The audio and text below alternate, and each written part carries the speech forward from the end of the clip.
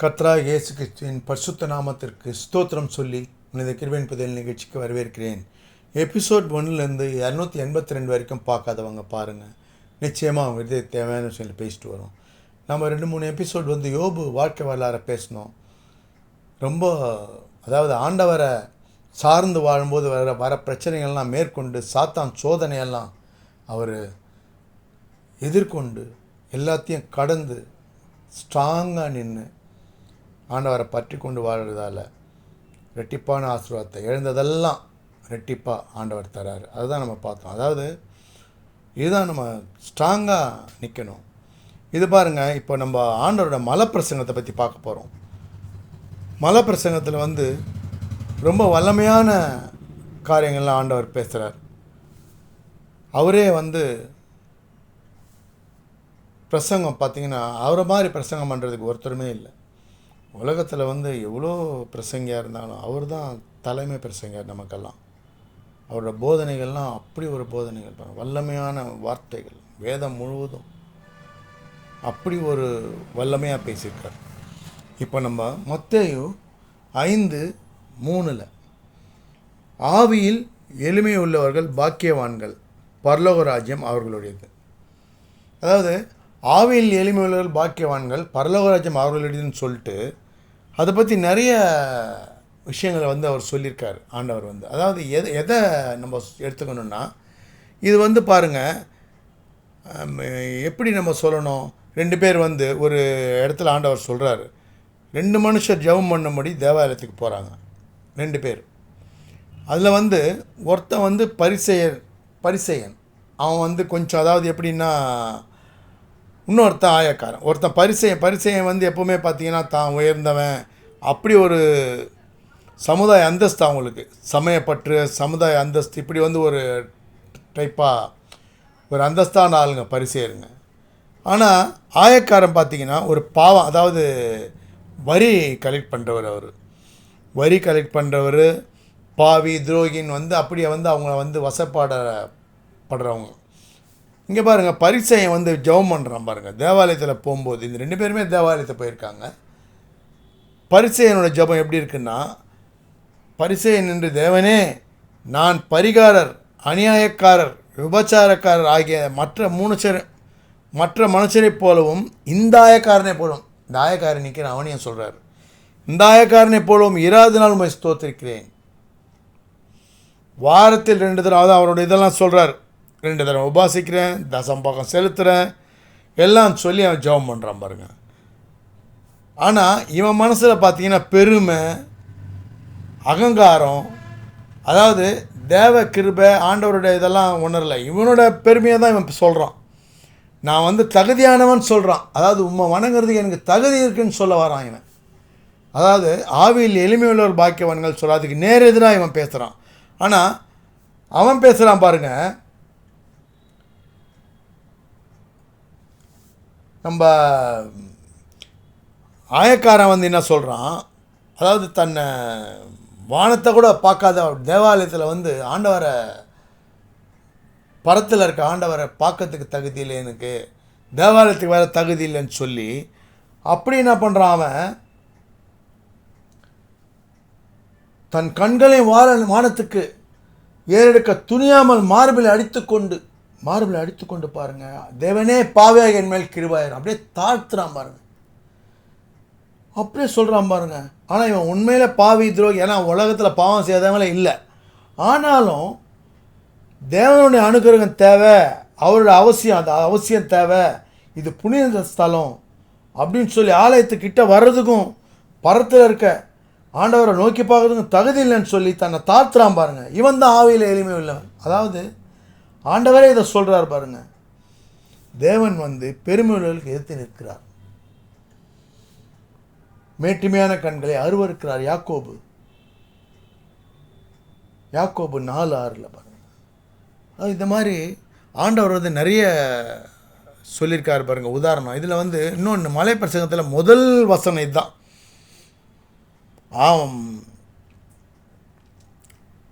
முதல் வசனத்தில் பாக்கியவான்கள் என்ற வார்த்தை, அதாவது பாக்கியவான்கள் சொல்கிறாரு. துயரப்படுவர்கள் பாக்கியவான். அதான் பாக்கியவான்கள்ன்ற அதை லைனாக சொல்லிட்டு வர்றாரு. இதில் வந்து ஆவியில் எலும்புள்ள பாக்கியவான்களை பற்றி தான் மெயினாக சொல்கிறார். அதே மாதிரி மத்தேயு 18:2 என்ன சொல்கிறார் ஆண்டவர்? இயேசு ஒரு பிள்ளையை தம்மிடத்தில் அழைத்து அதை அவர்கள் நடுவே நிறுத்தி, நீங்கள் மனம் திரும்பி நீங்கள் மனம் திரும்பி பிள்ளைகளைப் போல் ஆகாவிட்டால் பரலோக ராஜ்யத்தில் பிரவேசிக்க மாட்டீர்கள் என்று மெய்யாகவே உங்களுக்கு சொல்கிறேன். அதான் சொல்லிட்டார் பாருங்க. பிள்ளையை போல தாழ்த்துறவனோ அவன் பரலோக ராஜ்யத்தில் பெரியவன். அப்போ பாருங்கள், ஆவியில் எளிமை உள்ளவர்கள்ன்றது எப்படி? சிறு பிள்ளைகள் எப்படி? பாவம் வந்து அவங்க அறியாத ஒரு பருவம். பாவம் வந்து ஆதாமோட நம்ம ஜீனில் வந்துச்சு, அது வேறு. ஆனாலும் சிறு பிள்ளைங்களுக்கு வந்து பாவம் அறியாது பாருங்கள். அவங்க எப்போவுமே வந்து கள்ளங்கபடமற்ற, அதாவது குழந்தை என்ன சொல்கிறார் ஆண்டவர்? கள்ளங்கபடமற்ற குழந்தைய போலன்னு சொல்கிறார். அதுதான் இங்கே ஆவியில் எளிமை உள்ளவர்னு சொல்கிறது. அதே மாதிரி இப்போ பரலோக ராஜ்யத்தை பற்றி இன்னொன்று என்ன சொல்கிறாங்கன்னா, எபேசியரில் இன்னொரு வசனம் பார்ப்போம். எபேசியர் 1:3 நம்முடைய கர்த்தராகிய இயேசு கிறிஸ்துவின் பிதாவாகிய தேவனுக்கு ஸ்தோத்திரம், அவர் கிறிஸ்துவுக்குள் உன்னதங்களிலே ஆவிக்குரிய சகல ஆசீர்வாதத்தினால் நம்ம ஆசீர்வதிக்கிறார். அதாவது ஆவிக்குரிய சகல ஆசீர்வாதங்கள், அதாவது சகல ஆசீர்வாதங்கள் என்ன? ஆவிக்குரிய சகல ஆசீர்வாதங்களும் ஆசீர்வதித்திருக்கிறார். அதாவது பரலோக ராஜ்யத்தை எப்படி சொல்கிறாங்கன்னா, அதாவது லேக்ஸ் ஆஃப் ரூம்ஸ், ஒரு பெரிய மாளிகை. அதாவது பரலோக ராஜ்யன்றது அதாவது எண்ண முடியாத அறைகள். ஒரு சிலர் வந்து என்ன சொல்கிறாங்கன்னா, லட்சத்தில் ரூமு, 1000 ரூமு, இப்படி வந்து எதோ சொல்கிறாங்க ரூம்ஸ் இருக்கும் அப்படின்னு. ஆனால் நான் என்ன கேட்டேன், நான் என்ன சொன்னேன், அதாவது கவுண்ட்லெஸ் பேலஸ் அது. ஏன்னா நம்ம எவ்வளோ பேர் பாருங்கள், உலகத்தில் வந்து எவ்வளோ பேர் பரலோக ராஜ்யத்தில் ஜீவிக்க போகிறோம் அவங்கவுங்களுக்கு அது. ஆனால் ஒரு ஒருத்தருக்கு கீ, நம்ம ஆவியில் எளிமை உள்ளவர்களாக இருக்கும்போது அது எந்த ஆரையும் திறக்கக்கூடிய கீ நமக்கு கொடுக்கப்படும். அதுதான் ஒரு ஸ்லாக்கியம். அதுதான் ஆவியில் எளிமை உள்ளவர்களுக்கு கிடைக்கிற ஆண்டவர் தர பரலோக ராஜ்யத்தில் பிரவேசிப்பான்னு சொல்கிறார். ஆவியில் எளிமை உள்ளவர்கள் பாக்கியவான்கள், அது சொல்கிறார் பாருங்கள் ஆண்டவர். ஆவியில் எளிமை உள்ளவர் பாக்கியவான்கள் சொல்லிட்டு மத்தேயுல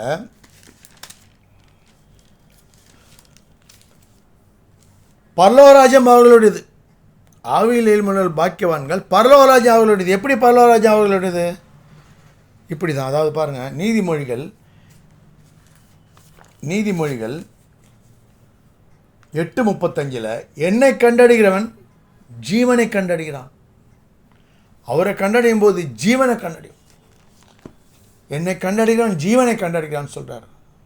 நம்ம ஆவியில் எளிமை உள்ளவர்ன்றது என்னன்னா, நம்மளை தாழ்த்தி, ஆண்டவரே நான் பாவி, என்னை ஆண்டவரே ரட்சியும், என் வாழ்க்கையை மாற்றும், என் வாழ்க்கையிலே ஆண்டவரே எப்பொழுதும் உம்மை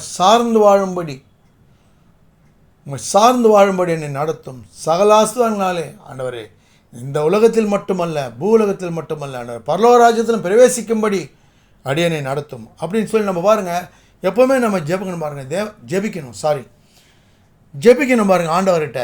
தேவனால் கூடாத காரியம் ஒன்றுமில்லை, தேவனால் எல்லாம் கூடும், கர்த்தர் எனக்காக யாவையும் செய்து முடிப்பார். இப்படி வந்து ஆண்டவர்கிட்ட நம்ம ஜெபிக்கும்போது ஆவியில் எளிமை உள்ளவர்கள் பாக்கியவான்கள், பரலோக ராஜ்யம் அவர்களுடைய. அதாவது பூமியில் என்ன வேணால் நம்ம சம்பாரித்து வச்சுக்கலாம் பாருங்கள், அதெல்லாம் வேறு.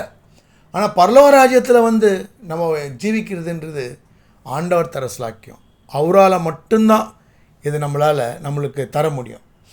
அவரை தவிர வேறு யாராலையும். அதாவது ஒரு நாள் வந்து பார்த்திங்களா, டெய்லி வேலைக்கு சாப்பிடணும்னு நினைக்கிறவங்க தர்மம் கேட்குறாங்க. அதாவது பிச்சைக்காரங்கன்னு சொல்லுவாங்க, தர்மம் கேட்குறவங்க. அதாவது இப்போ நிறைய பேர் வந்து ஒரு வேளை தேவைக்கு அதிகமாக கூட வச்சுருக்கலாம் தர்மம் கேட்குறவங்களில் நிறைய பேர் வந்து தெரியல. ஆனால் உண்மையான தர்மம் கேட்குறவங்க பார்த்திங்கன்னா அன்னைக்கு தேவைக்கு மட்டும்தான் அவங்க கண்டிப்பாக வந்து அன்னைக்கு தேவைக்கு வந்து அவங்க தர்மம் கேட்டு பிச்சை கேட்டுன்னு சொல்லுவாங்க, அவங்க வாழ முடியும். அப்போ அவங்க சார்ந்து தான் வாழ முடியும். அன்றைக்கி தேவைக்கு வந்து அவங்க வந்து அப்போ வந்து பாருங்கள், அன்னன்னைக்கு தேவைக்கு வந்து அவங்க யாரையாவது சார்ந்து தான் வாழணும். ஆனால் நாம் வந்து பாருங்கள், ஆண்டவரை வந்து அதான் தினம் ஆண்டவர்கிட்ட நம்ம சார்ந்து வாழணும். அதான் ஆவிக்குரிய வாழ்க்கை.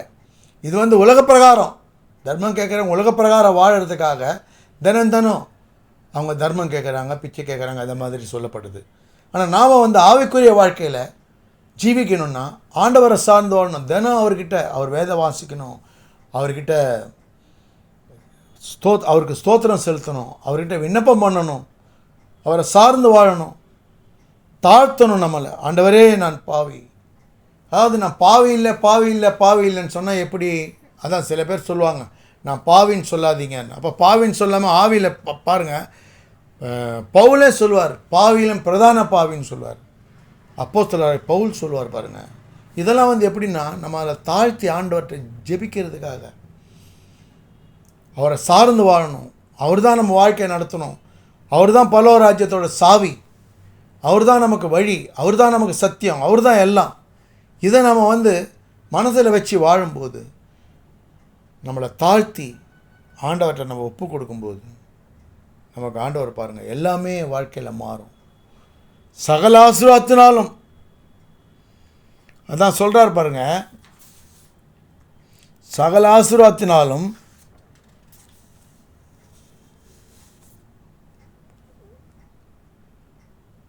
தேவன ராஜ்யத்தில் ஐஸ்வர்யமாக நீங்கள் கண்டால் பரலோகராஜ்யம் முழுவதையும் சுதந்திரத்துக் கொள்வான். அதாவது சகல ஆசீர்வாதம் மட்டும் இல்லை, பரலோகராஜ்யம் முழுவதையும் சுதந்திரத்துக் கொள்வான். அதாவது நம்ம சகல ஆசீர்வாதத்தினாலும் எபேசியரில் சொன்ன மாதிரி சகல ஆசீர்வாதத்தினாலும்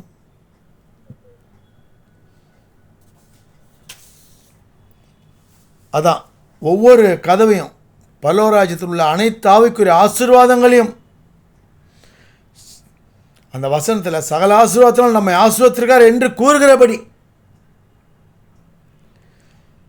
சகல ஆசீர்வாதத்தினாலும் நம்மை ஆசீர்வதித்திருக்கிறார் என்று கூறும்படி அதான் பாருங்கள் ஆண்டவர் வந்து நமக்கு எல்லாமே கொடுத்துருக்கார் பாருங்கள். அனைத்து ஆவிக்குரிய, அதாவது பரலோகராஜ்யத்தில் உள்ள அனைத்து ஆவிக்குரிய ஆசீர்வாதங்களையும் கணக்கு போட்டோம்னா, ஆசீர்வாதங்கள் எழுத்தோம்னா லட்சக்கணக்கான, அதாவது கவுண்ட்லெஸ் பேலஸ், அதாவது பேலஸில் கவுண்ட்லெஸ் ரூம்ஸ் தான் நான் சொல்லுவேன். அதாவது 1000 அறைகள் 1,00,000 அறைகள் இப்படின்னு சொல்லுவாங்க. 1000 அறைகள் எப்படி பத்தும்? 1,00,000 அறைகள் எப்படி பத்தும்? ஆண்டவர பரலோகராஜ்யத்தில் அவ்வளோ பேர் தானே ஜீவிக்க முடியும். அப்படி இல்லை, கவுண்ட்லெஸ். அப்படி இருக்கும் பாருங்கள். பரலோகராஜ்யன்றதே வந்து பார்த்திங்கன்னா ஏராளம் தாராளம் ஆண்டவர் ஆஸ்வதிக்கிறது. அப்போ பரலோகராஜ்யத்தில் எப்படி நம்மளை வச்சுருப்பார்? இதுதான் நம்ம பரலோகராஜ்யத்தில் ஜீவிக்கிறதுக்காக ஆவியிலே எளிமை உள்ளவர்கள் பாக்கியவான்கள், பரலோகராஜ்யம் அவர்களுடையன்னு சொல்கிறார் ஆண்டவர். அவர் ஆண்டவரை சார்ந்து வாழ்வோம். ஆண்டவருடைய ஆசீர்வாதத்தை மட்டும் இல்லை, பரலோகராஜ்யத்தில் ஜீவிக்கிறதுக்கு ஆண்டவர்கிட்ட விண்ணப்பம் பண்ணுவோம். தொடர்ந்து வாட்ச் பண்ணுங்கள். சப்ஸ்கிரைப் பண்ணணும்னு நினைக்கிறவங்க சப்ஸ்கிரைப் பண்ணுங்கள். பிடிச்சிருந்தால் லைக் பண்ணுங்கள், ஷேர் பண்ணுங்கள். அறிஞர்கள் ஆண்டவர் தொடும்படி நினைவு கூறுவோம். God bless you all. கர்த்தராகிய இயேசு கிறிஸ்துவின் விலையேறப்பட்ட ரத்தத்திற்கு ஜெயத்தை ஏறெடுத்து அவருடைய பரிசுத்த நாமத்திற்கு ஸ்தோத்திரம் சொல்லி நிறைவு செய்கிறேன். நன்றி. தேங்க்ஸ் ஃபார் வாட்சிங். தேங்க்யூ.